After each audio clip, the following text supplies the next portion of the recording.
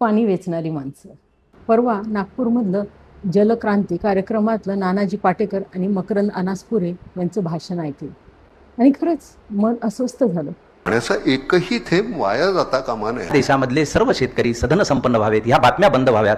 विदर्भामध्ये 10,000 शेतकऱ्यांनी आत्महत्या केली, ही बातमी काही फार चांगली नाहीये. कारण काही माणसं फक्त बोलण्यासाठी नाही तर विदारक वास्तवाला भेटण्यासाठी असतात. भारत कृषीप्रधान देश, पण इथला शेतकरी अजूनही आकाशाकडे पाहून जगतो. सगळी भिस्त पावसावरच. त्यातल्या त्यात मराठवाडा आणि विदर्भ तडकलेल्या मातीत जगणारा प्रदेश. कधी कर्ज, कधी दुष्काळ आणि कधी नियतीची वजाबाकीच. हीच आडवी रेघ. या एका रेघेनं कितीतरी कपाळावरच्या कुंकवाचा रंग पुसून टाकलाय. आणि कपाळावर ठेवलंय कायमचं गोंदलेलं एक मोठं शून्य.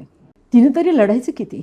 नवऱ्याच्या गळाभोवती आवळलेला फास इतक्या सहजासहजी तिची सुटका करणार नाहीत. त्या उद्ध्वस्त घराचं दुःख याच दोन माणसांच्या काळजात कळ बनून डोळ्यातून ओघळले. तोच ओघळलेला एक अश्रू आज जलक्रांती बनून वाहतो आहे. स्वतःसाठी साठवलेल्या पैशातून चिमूट चिमूट शेकडोंच्या धुडक्याला ठिगळ लावायला पुरली, पण आयुष्यभर पुरणार नाही. याच जाणीवेतून सुरू झाली थेंब थेंब वेचत आभाळाला कवेत घ्यायची कहाणी. फक्त व्यासपीठावरून नाही तर प्रत्यक्ष चिखलात उतरून हिरवं स्वप्न पेरण्याची वाट, जी शेतकरी जगला पाहिजे, गाव जगलं पाहिजे इतकंच सांगत होती. गेली 10 वर्ष झाली नाम झटत आहे. जिथं तडा गेलेल्या जमिनीने हार मानली होती तिथंच नदी नाले तळ्यांना पुन्हा बाळसं येऊ लागलंय. ओसाड मातीवर हिरवं स्वप्न अलगद उगू लागलंय. पाखरांनाही पुन्हा हक्काचं झाड मिळालंय. कारण पाण्याचा प्रत्येक थेंब वाचवणाऱ्या माणसांना कळलं होतं की कोऱ्या कपाळावरचं हिरवं गोंदन मागतंय पाण्याचा एक एक थेंब. आज घडीलाही अल्निनोचं संकट समोर आहे.